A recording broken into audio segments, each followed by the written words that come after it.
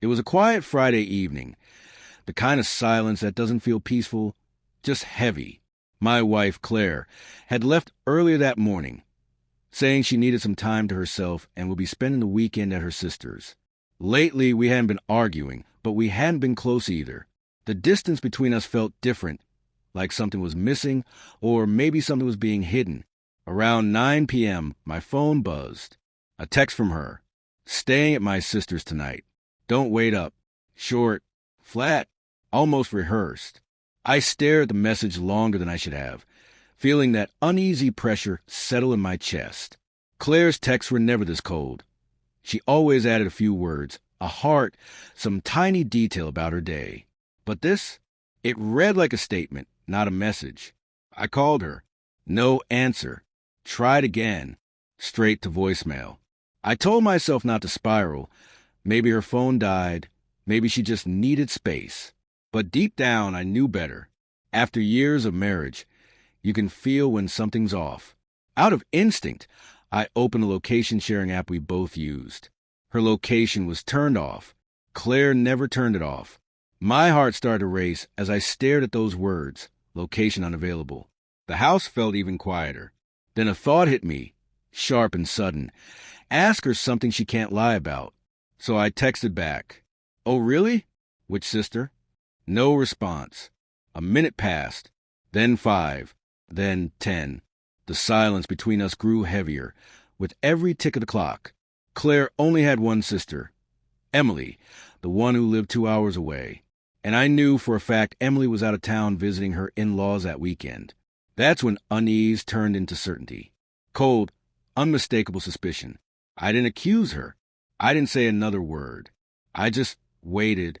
The low hum of the refrigerator was the only sound in the room. Then, about 20 minutes later, another text appeared. I'll be home soon. Don't do anything stupid. No explanation. No denial. Just fear. And in that moment, I knew whatever Claire was hiding, she was scared I found it.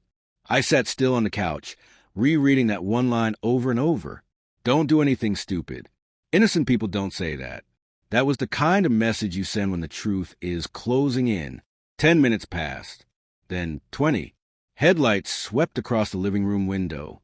Claire's car pulled into the driveway faster than usual. She rushed inside, pale and shaken. Why did you ask that?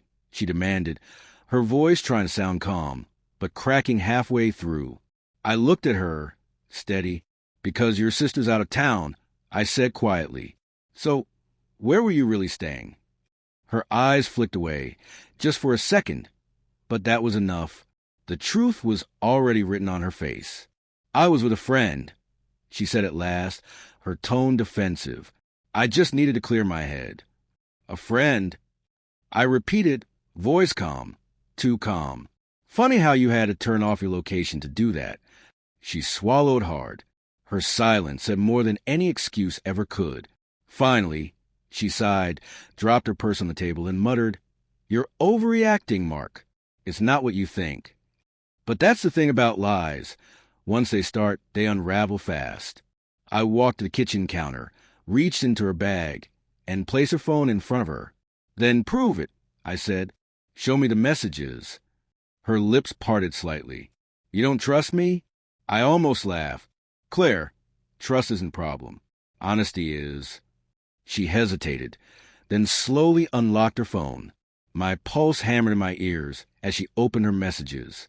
And there it was, text from someone named Ethan. Late-night chats. Compliments. Promises. And one message that crushed everything I thought I knew.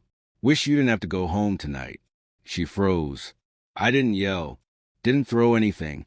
I just looked at her and said softly, So that's where you were? Her silence was answer enough. Claire stood there, trembling. Her eyes wet as the truth hung between us like a loaded gun. For years, I'd given her everything, my time, my loyalty, my heart. And in one thread of messages, it all came undone. Mark, please, she whispered, her voice breaking. It wasn't like that.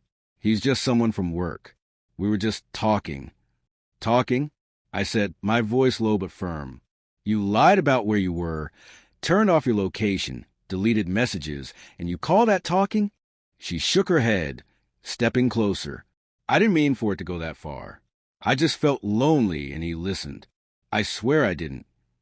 Didn't what? I cut her off. Didn't betray me?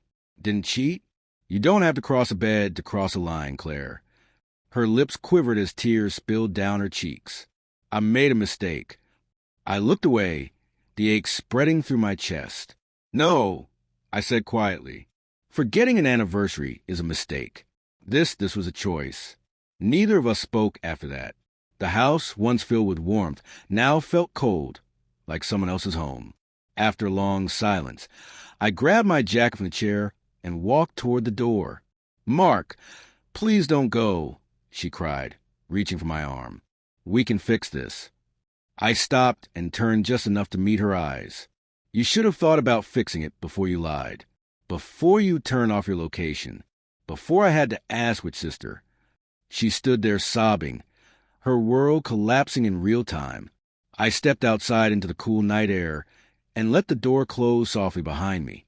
That night, I didn't drive away. I just sat in my car, watching the light from our living room spill across the lawn. My phone buzzed again and again with her messages, apologies, excuses, desperate pleas, but I didn't reply. Sometimes silence says what words never can. And though I didn't yet know what came next, one thing was certain. Claire would never look at a simple question the same way again, because that one question had exposed everything.